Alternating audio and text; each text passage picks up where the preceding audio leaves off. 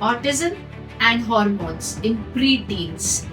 Why behavior distortions happen and what to do. So, with the neurotypicals, it becomes very difficult, and we say that the teens are a problem, the preteens are a problem, hormones are kicking in, and they're fighting every single day with the parents. It gets worse when we know that they don't have that language and they cannot argue with us because they start to use their hands and legs and feet. I'm angry, but they will not raise their hand, they will not bang their head because we have taken care of behaviors way back when they were 5 years, 6 years. Dear Jungle.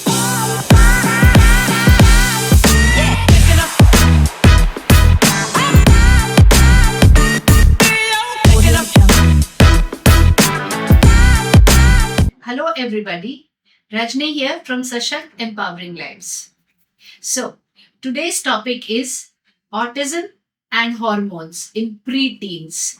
Why behavior distortions happen and what to do. So, before we talk about hormones and autism, let us first talk about hormones and teens and preteens in general, even the neurotypical.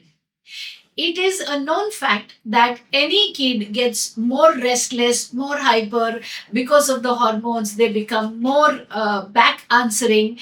Actually, back answering, if you ask me, isn't really a bad thing because when we tell a child, respect your elders and do not ask questions and do not argue, we are somewhere just simply killing their curiosity. Sometimes what they're asking is very, very valid. We don't have the answers, and then we say, stop disrespecting, stop arguing. We don't give them a proper answer. Now, so, but the norm of the society is that children should not back answer. So, I will not get into that debate because that will go just another way. The point here is as our children grow up, they see a wide disparity between what we tell them and what the world outside looks like. And it is absolutely opposite to what their daring peers are doing. This I'm talking about the neurotypicals. So, with the neurotypicals, it becomes very difficult, and we say that the teens are a problem, the preteens are a problem, hormones are kicking in, and they're fighting every single day with the parents. They are being rebellious and they're not listening. And they want to do everything opposite of what is being told to them. This is what we already know of what happens when there is a preteen or a teen phase in our child's life. Now, while it is very, very difficult and one has to be calm and composed with a neurotypical, on the contrary, and you would be surprised when I say this, but on the contrary, dealing with a neurodiverse during their pre-teens and teens can be way easier. Yes, you heard that right.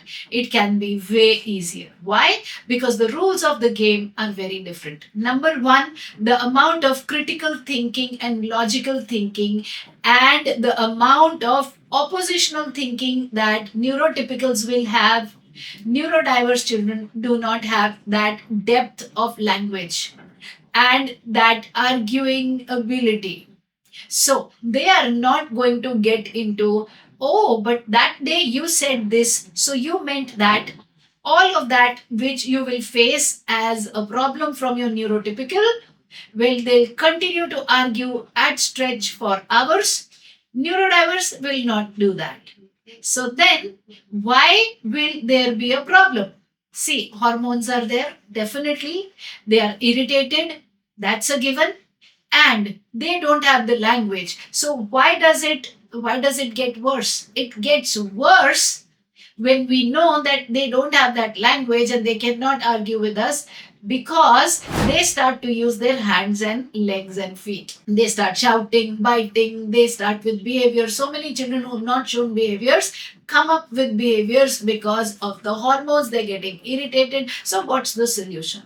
The solution is that if you are so well connected, the interpersonal bonding between the parent and the child is so strong, that even if they get irritated and the child is in instructional control from the very beginning.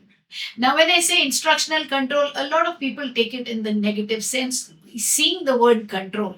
But tell me, why is it that a child is considered minor until 18?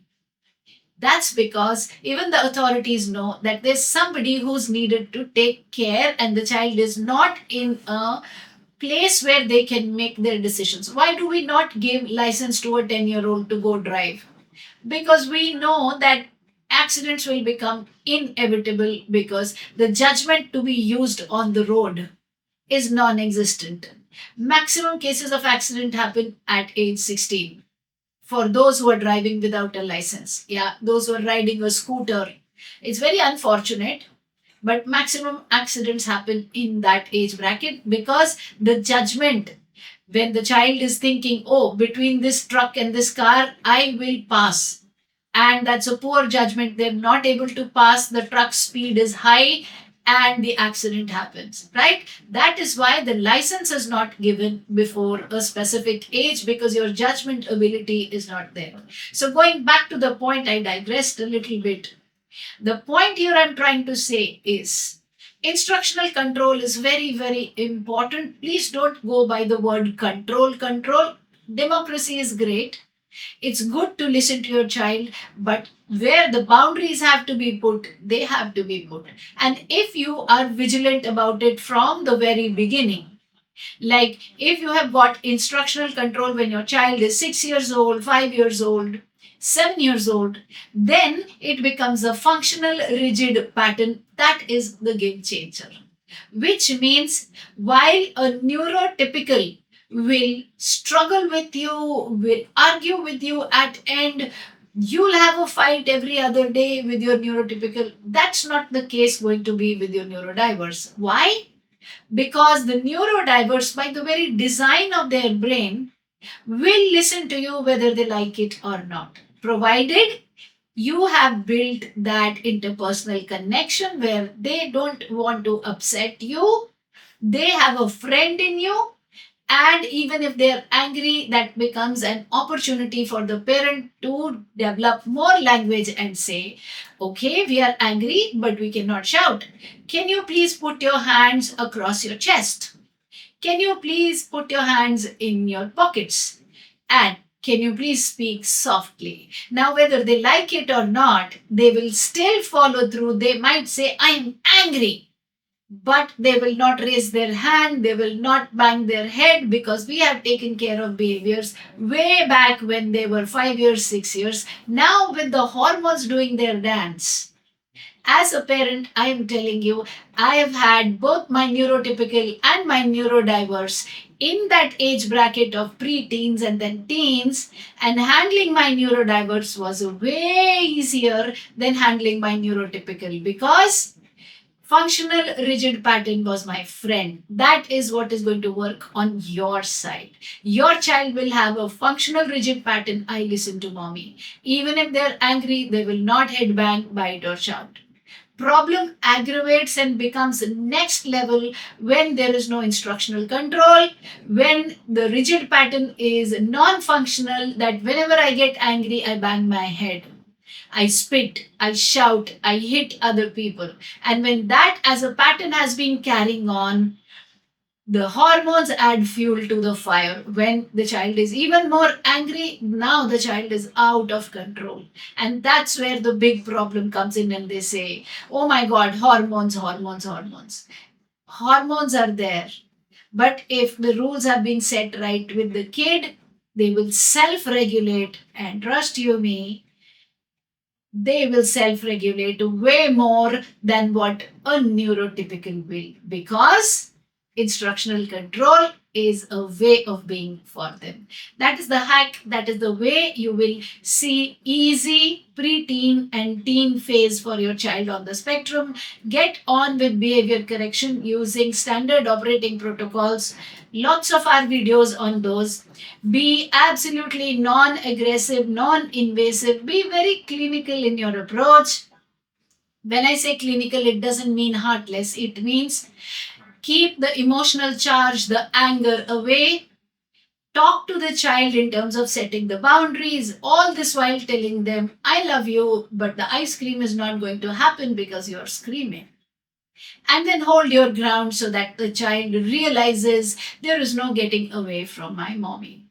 When that happens, and it continues over a period of 2, 3, 4, 5, 7 years, by the time they are pre-teens and they are teens, even if they are angry, they will not do anything which is beyond the socially appropriate measures, and it will also become a way for you to connect more, to develop more language, give them complex emotions. You are feeling irritated, you are feeling frustrated. Okay, what can we do about it? Let us go for a walk. It will become a problem solving activity. Your pre-teen and teen phase will become a blessing to develop your child further.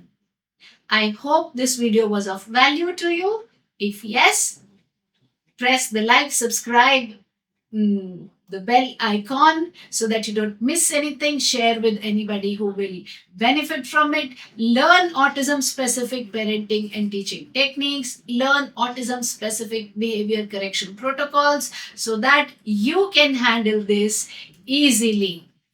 And always remember, we got your back. Come back, join us for the live 7 to 7:30 Tuesdays, 7 to 9:30 Fridays, and keep growing with autism. The more you are empowered, the more you are sashakt, the better it is for the child. I shall see you next time with another video.